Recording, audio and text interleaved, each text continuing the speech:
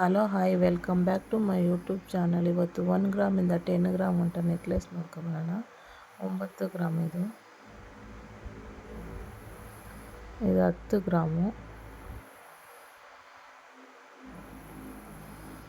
ಇದು 5.5 ಗ್ರಾಮು, ಇದು 6 gram 700 milligram necklace,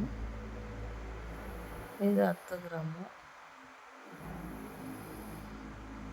ಇದು 7 ಗ್ರಾಮ್ 280 ಮಿಲಿ, ಮುತ್ತಿನ ಹಾರ 6 ಗ್ರಾಮು,